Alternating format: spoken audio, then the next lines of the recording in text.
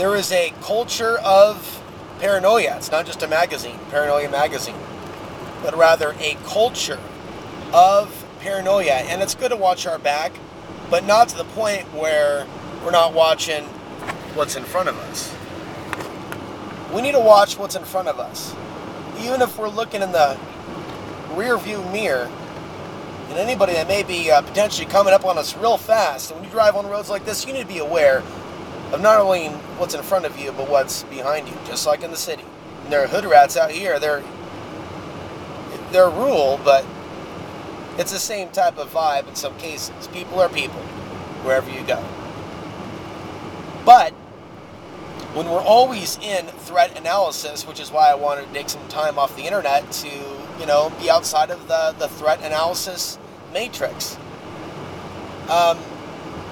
We don't want to be overly anxious about reality or paranoid.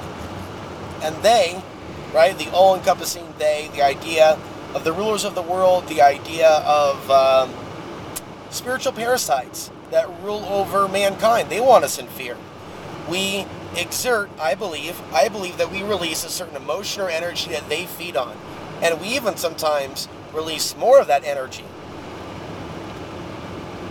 during certain periods, like when there's more solar flares. So I've talked about this in my videos. And so it's good to be aware of potential threats, who's coming up behind us.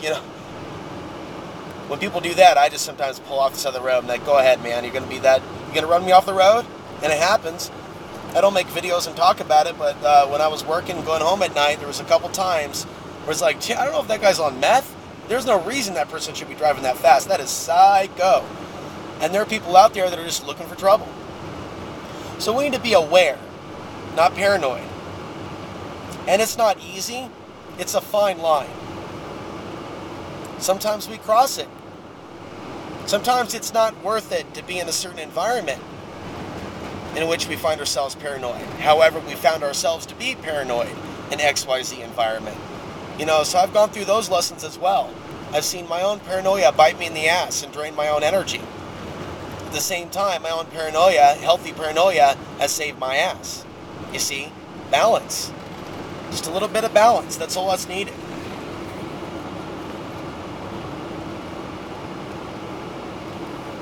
And so we're in a day and age where we look at the news, we look at the media, and it's a lot of paranoid energy, and it's a lot of fear. And there are things that I'm aware of and that I've talked about for years.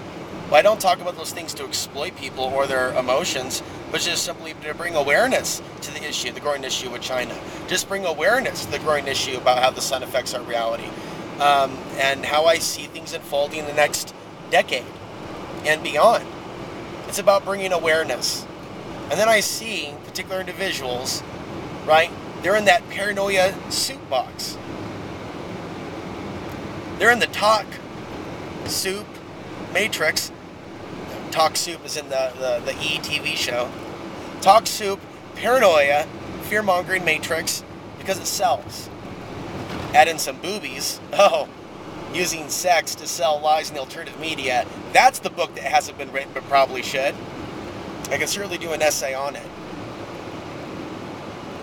But yeah, we are in a climate of paranoia, and the problem is a lot of people don't want to be in that negative space. They don't mind being aware, but they may not realize that there's nothing wrong with being aware. It's the paranoid psychosis that we want to stay out of. And some people, that's all they are marketeers.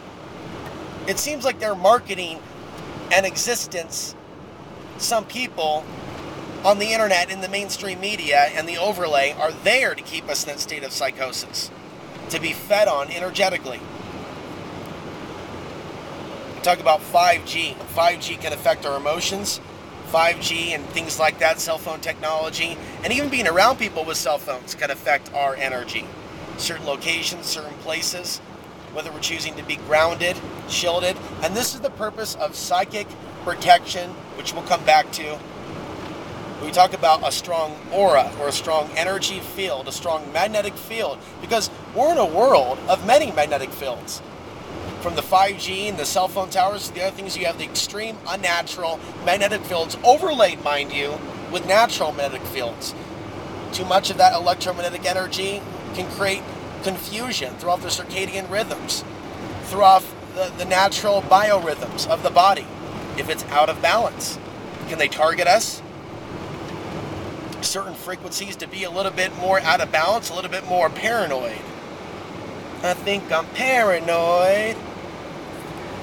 I would say the issue is yes. Fear sells, especially when you dress it up in a sexy outfit, sexy red dress. Woman in the red dress, paranoid woman in the red dress. Big dollars, big marketing dollars. You know that bit from Bill Hicks on marketing?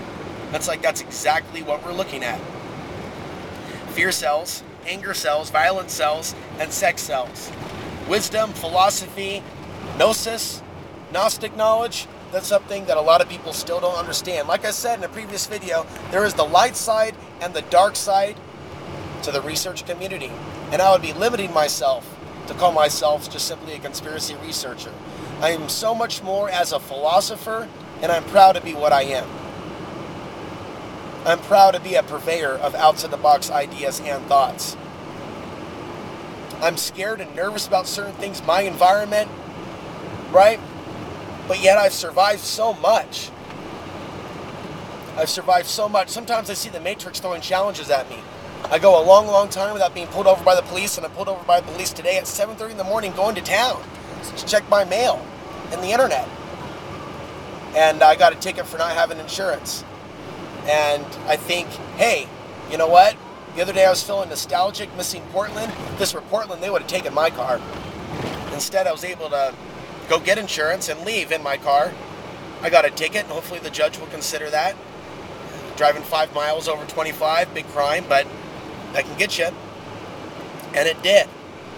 But see, I'm also grateful that the police here in Colorado are much more cordial than police that I've encountered elsewhere.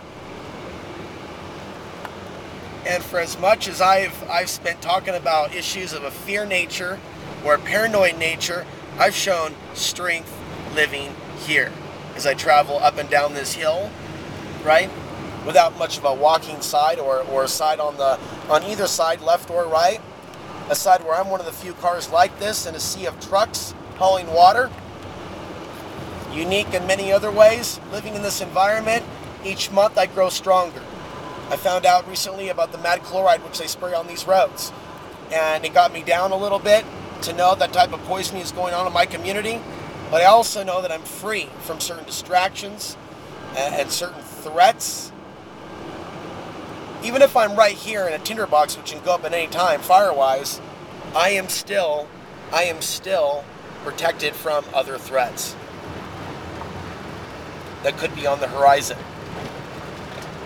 So I'm grateful to have what I have. I'm grateful to be here in sunny southern Colorado. Who knows what the future is going to hold.